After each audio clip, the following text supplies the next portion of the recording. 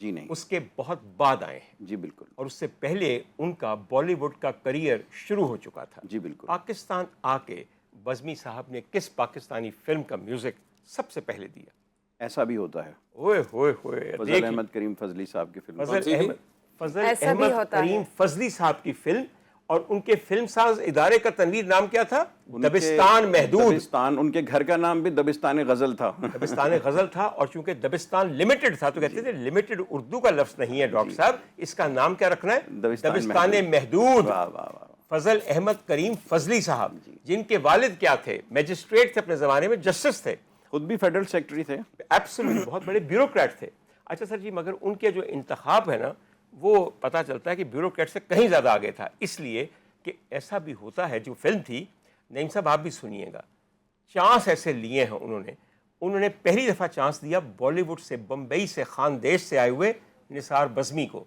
उससे पहले उन्होंने कोई फिल्म यहाँ की नहीं थी। क्या बात है। और सर उनकी हुस्न परस्ती और जमाल शनासी पे मैं कुर्बान जाता हूँ हमेशा, क्योंकि ऐसा भी होता है कि हीरोइन जो थी वो मेरी और आपकी और बज़मी साहब की बेइंतहा पसंदीदा, और आपकी भी बहुत पसंदीदा, और आपकी सीनियर बेगम ज़ेबा मोहम्मद अली साहिबा। सुभान अल्लाह। सर मैं गलत कह रहा हूँ? क्या बात नहीं, बिल्कुल। और सर उसको लेने के बाद जब उन्होंने ले ली, ज़ेबा बेगम को साइन करवा लिया, तो कहने लगे अच्छा जल्दी से अब जाके इन पे पिक्चराइज होने वाले गाने लिखूँ मैं। अरे बिल्कुल सच्ची बात मैं आपको बता रहा हूँ। चिराग जलता रहा फिल्म। जी सर, चिराग जलता रहा। चिराग जलता रहा नहीं, वो ये अलग फिल्म दो हम कर रहे हैं। चिराग जलता रहा ज़ेबा बेगम की पहली फिल्म थी। अच्छा। हम बात कर रहे हैं निसार बज़मी साहब की पहली फिल्म। अच्छा, आप बिल्कुल सही फरमा रहे हैं। कमाल साहब का भी डेब्यू था ये। जी सर, कमाल साहब को भी, वो हीरो थे। आपकी बातें सर, पता है बात क्या है? अच्छा। मुझे खुद को बार बार याद दिलाना है कि मैं किसके साथ बैठा हुआ हूँ, और मज़ा ये आ रहा है, और बोली चली जा रहा हूँ इसलिए कि आपके आने की खुशी है। मैं इसलिए रिकॉर्ड दुरुस्त कर रहा हूँ ताकि लोग, मेरे देखने वाले क्रिटिक्स ऐसे हैं, नहीं हनीफ साहब ने की पता एना दे डर तो कोई बोलता नहीं, मैनू कोई छड़दा नहीं। तुसी यकीन करो, ऐसे ऐसे उलामे आंदे ने जिहदी कोई इंतहा नहीं। किसी ने कल नईम साहब मुझे फ़ोन किया कि डॉक्टर साहब तुसी उठ के गए तो तारीख से सहेली आ गई। मैं कहा चलो आई तो सही, झूठी सीट से बैठी है ना। ये बात से उनको समझ। यूनियन ऑफ जर्नलिस्ट और लाहौर प्रेस क्लब का पूछें आप इनसे, पूरी ये क़यामत पाकिस्तान से आज तक का बता देंगे। यकीन कीजिए, सहाफ़ियों से तो हुकूमत वक्त का पूछना चाहिए। तो हुजूर वाला जो बात हम जल्दी से कर रहे थे, ज़ेबा बेगम की पहली फिल्म जो थी वो चिराग जलता रहा थी। बिल्कुल आप सही फरमा रहे हैं, 62 में रिलीज़ हुई, ये उसके बाद आई है। ऐसा भी होता है, ये पहली फिल्म थी, इसका म्यूज़िक दिया निसार बज़मी साहब ने। मैं अर्ज़ कर रहा था कि जब ज़ेबा बेगम को उन्होंने साइन कर लिया तो खुश बहुत हुए, क्योंकि पहली फिल्म भी उन्हीं की थी, ज़ेबा बेगम की। और तब तक ज़ेबा बेगम इतनी हसीन लग रही थी, हमेशा हसीन लगती हैं। तो उन्होंने कहा कि भाई अब पिक्चराइजेशन शुरू होनी है, और पहले गाने के लिए देना है मैंने गीत लिखकर निसार बज़मी साहब को कि इसकी धुन बिठाएं। तो जहन में ये था कि भाई कितनी उम्दा हीरोइन ली है। तो मुखड़ा क्या था गीत का? हो तमन्ना और क्या, जाने तमन्ना आप है, क्या करूँगी लेके दुनिया, मेरी दुनिया आप है। ओ तो बड़ा मशहूर गाना था। ये एक बड़ा दिलचस्प वाक़या है। मैं 2 मिनट अगर लूँ प्लीज। मैंने इतनी तमहीद बांधी है तो किस लिए 2 मिनटों के लिए बांधी, और क्या? ये तो हमारे इसमें स्कूल ये टाइम हुआ के ज़माने का कि गाना। बज़मी साहब कोई 36 फिल्में हिंदुस्तान में कर चुके हैं। बिल्कुल, उनका पूरा करियर था। इसमें आशा जी को, लता जी उनकी गुरु बहन भी हैं। जी बिल्कुल बिल्कुल। तो उस लिहाज से उन्होंने आशा जी को गवाया, और जब वो साइकिल पे अपने हस्बैंड के साथ, भोसले साहब के साथ आती थी, बिल्कुल, तो बज़मी साहब वहाँ पे सी ग्रेड से ऊपर नहीं हो रहे थे। बिल्कुल। एक बड़ी फिल्म उनको ये जो अपने महेश भट्ट के चचा की एक फिल्म उनको मिली थी, खोज के नाम से, जिसमें उनको पहला बड़े बजट का गाना बनाने को मिला, मोहम्मद रफ़ी साहब का। हाँ, बिल्कुल। चंदा का दिल टूट गया है, रोने लगे हैं सितारे, जिसमें रफ़ी साहब उस वक्त 5,000 रुपये पेमेंट लेते थे, लेकिन क्योंकि वो लंगोटिया थे बज़मी साहब के, उन्हें कम, तो 500 में गा दिया उन्होंने। बिल्कुल सही। तो बज़मी साहब के वालिद उनको कहते थे पाकिस्तान चला जाए, यहाँ तेरा कुछ नहीं बनेगा। तो होता यह था कि उनका एक दोस्त था जो उनके साथ साथ रहता था, और फिल्मी माहौल से बड़ा उसको प्यार था। तो वो जो है अचानक कराची आ गया, सब कुछ छोड़ छाड़ के। उसके घर वाले बज़मी साहब के गले पड़ गए कि जी हमारा लड़का आपकी वजह से ख़राब हुआ है और ये फिल्मी माहौल है, और ये कराची चला गया। तो बज़मी साहब जज्बाती आदमी थे, एक सच्चे आदमी थे। उनकी नोमान साहब उनका नाम था, उनकी बेटियां भी थीं।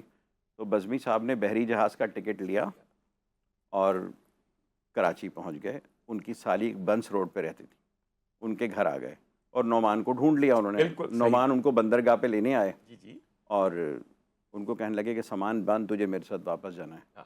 उसने कहा मैं तो वापस उस सूरत में जाऊंगा जब तू यहाँ काम करेगा। कहाँ काम कर, बिल्कुल सही कह रहे हैं तो आप, मैं तुम्हें फिल्म इंडस्ट्री में इंट्रोड्यूस कराता हूँ। उन्होंने कहा भाई यहाँ ख्वाजा खुर्शीद अनवर, मास्टर इनायत हुसैन, रशीद अतरे और फिरोज़ निज़ामी जैसे लोग हैं, जी ए चिश्ती हैं, मेरा वहाँ कोई काम नहीं बन रहा तो यहाँ कैसे बनेगा, ये तो बहुत बड़े लोग हैं।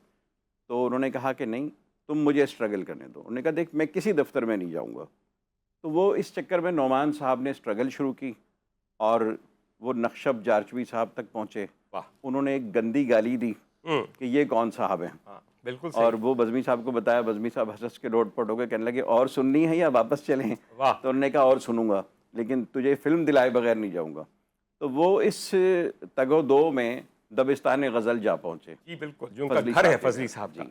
और वहाँ उन्होंने दस्तक दी और उनकी मुलाकात फजली साहब से हो गई। फजली साहब ने कहा मिलवा दीजिए। जब वो मिले, गुफ्तगू हुई, तो दोनों तरफ नस्तालीक लोग बैठे हुए थे। बेशक। तो उन्होंने कहा कि ठीक है, एक प्लॉट है हमारे पास, उस पर गाने भी लिखे हुए हैं, आप ये तर्ज़ें बना के सुना दें। बुरा ना मानिएगा, अगर तर्ज़ें समझ आईं तो रखेंगे, तो रखेंगे, वरना माजरत कर लेंगे। बिल्कुल उन्होंने कहा सही जी कह रहे हैं माकूल बात है। बिल्कुल सही बात। उन्होंने हर तर्ज के 3-3 ऑप्शन बनाए। कोई एक हफ्ता लिए, एक हारमोनियम का इंतज़ाम किया बंस रोड में, और उन्होंने तर्ज़ें बनाई। जब वापस आए तो फजली साहब के बेटे सब्तैन साहब और वो सब बैठे थे। तो उन्होंने कहा कि अब्बा ये तो हर ट्यून हिट है। तो इस तरह बज़मी साहब को पहली फिल्म जो थी, साइन हो ऐसा गई। भी होता है, साइन बिल्कुल। होने को मिल गई। अगरचे बदकिस्मती से वो रिलीज़ के एतबार से दूसरी फिल्म हुई, क्या वो और बात है, वो और बात है। लेकिन पहली फिल्म रिकॉर्डिंग के लिहाज से वही थी जिसमें फिर उनको हो तमन्ना और क्या जाने। तो उसमें एक मज़े की बात ये थी कि एक गाना था, मोहब्बत में तेरे सर की कसम ऐसा भी होता है, आपको ज़रूर याद जी होगा। बिल्कुल। रुजवी साहब ने वो गाना गाया था। तो बज़मी साहब ने कहा कि यार मुझे कोई गज़लिया आवाज़ सुनाओ। तो उन्होंने कहा यार वहाँ बंस रोड पर एक मैकेनिक है, तो हम आपको उसको सुनाते हैं, उसका आजकल एक गाना बड़ा हिट हुआ है, आप उन्हें सुन लें। बिल्कुल। तो उन्होंने जो है वो सुना, उनको मैकेनिक साहब को बुलवाया, वो अपने मैकेनिकल ड्रेस में आए, उन्होंने बाजा छेड़ा। तो बज़मी साहब कहने लगे मेरे 14 तबक रोशन हो गए, मैंने हिंदुस्तान और पाकिस्तान में ऐसी आवाज़ नहीं सुनी थी। बेशक, बिल्कुल सही। तो वो जनाब उन्होंने कहा कि मैं आपसे गवाऊंगा। जब फजली साहब से जिक्र किया, अच्छा वो जो मैकेनिक साहब थे उनका जो गाना मशहूर हुआ, गज़ल मशहूर हुई थी, जी। आप बताइए। नहीं सर, मैं नहीं बताना, आप बताइए, इसलिए कि गुलों उसके में बाद रंग मेरी भरे कहानी सुना बादे जाता। नौ बहार चले, चले जी, भी बिल्कुल। आओ कि गुलशन का कारोबार चले। वो हमारे हजरत मेहदी हसन हज़रत साहब, मेहदी हसन साहब, और उस वक्त ये फैज़ साहब की लिखी हुई ये फैज़ साहब का गज़ल, कलाम। ये फैज़ साहब का कलाम, और ये फिल्म में नहीं था, ये रेडियो पे था। पाकिस्तान में था, जो चलता था मेहदी मेरा हसन खान ख्याल साहब। है फिल्म में आया फरंगी में।